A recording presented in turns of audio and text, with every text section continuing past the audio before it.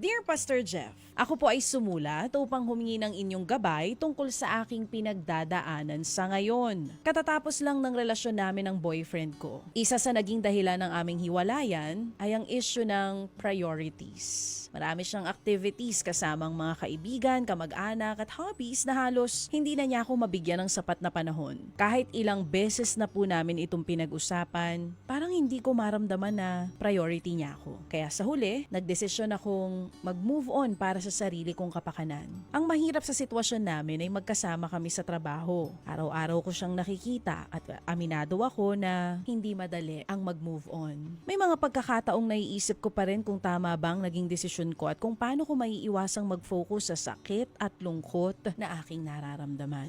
Pastor, paano ba mag-move on? Ano po ang tamang paraan upang mapanatili ko ang respeto sa sarili ko at sa kanya habang hinahanap ang araw-araw naming pagkikita sa trabaho? Gusto ko pong mapanatili ang kapayapaan sa puso ko at magpatuloy ng may pag-asa. Anong say mo, Brad? Yan ang tanong ni Kat. Salamat sa iyong pagbabahagi ng iyong pinagdadaanan. Naunawaan ko naman yan dahil ako rin nabigyan ng pagkakataon na magpalaki ng dalawa ring millennials at the same time, sa church na pinastor ko before, napakadaming mga kabataan. At hindi ko alam edad mo, Ate Kat, pero nevertheless, I'm sure naiintindihan natin yung mga ganyan sitwasyon. Tama ka naman na kung hindi ka priority, medyo mabigat nga yan dahil pag nag-asawa na kayo ng iyong, kung yung ex-boyfriend mo, kung natuloy kayo, sabi sa Bible, a man will leave his mother and father, there's a sense of exclusivity, and one will leave his mother and father and be united to his wife. So merong sense of exclusivity, may sense of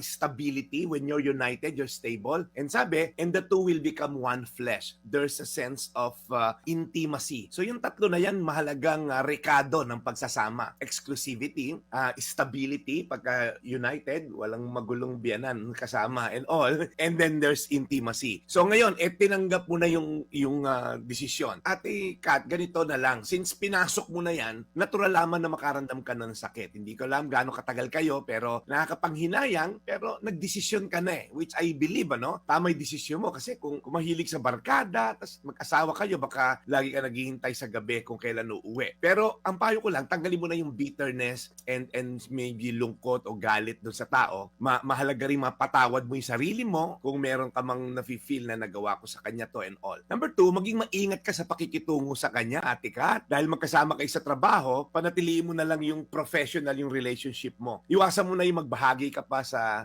usapan o kilos na outside the work scope, kumbaga.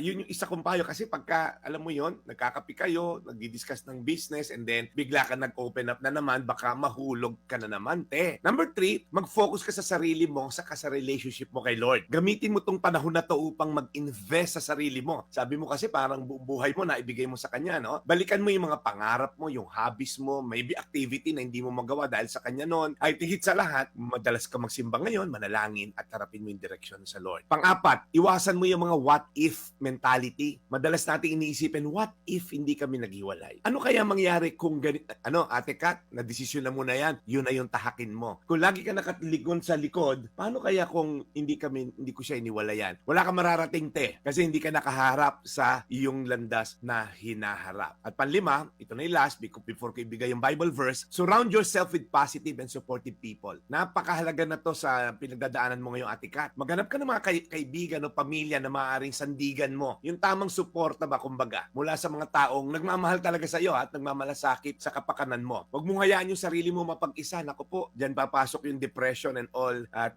delikado yan. Kaya, Ate Kat, meron ako magandang verse para sa iyo na sana ay makatulong sa iyo. Sa Isaiah 43:18 hanggang 19, huwag na ninyong iisipin pa ang nakaraan dahil bagong bagay na ang gagawin ko. Ito'y nangyayari at nakikita na ninyo. Gagawa ako ng daan at mga bukal sa disyerto. Ang sinasabi po ni God dito through Isaiah, forget the former things. Yung 2024, kalimutan mo na yan. Huwag mo nang dalhin yung mga extra baggage mo, yung mga bisyo mo sa 2025. Yung lungkot mo, huwag mo nang dalhin yan kasi may ginagawa si Lord, hindi mo ba nakikita? And then sabi rito, gagawa ako ng mga imposible. Daan, highway, bukal, sa gitna ng disyerto. Imposible yan. Disyerto yan. Walang daan at bukal dyan, pero walang imposible sa Diyos. Kaya, again, Ate Kat, sana'y nakatulong ang konting biblical principle na na-share ko sa iyo. Pagdadasal kita ngayon. Panginoon, nilift up namin sa iyo si Kat. Lord, alam naman namin na mahirap dahil ito ay relasyon. Ito yung namuhunan siya. Kumbaga, nag-invest siya ng time, ng resources, ng effort. Kaya Panginoon, anumang pinagdesisyonan niya at kung tama naman naging desisyon niya, panindigan niya to at kumuha ng lakas sa iyo at sa mga tao nagmamalasakit sa kanya. Salamat Panginoon, even sa mga nakikinig ngayon na paano ba mag-move on. Lord, tahakin ang landas papunta sa iyo dahil yun lamang ang siguradong landas na tama ang aming tinahak.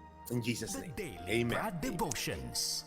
Today's Reflection with Pastor Jeff Eliscopides.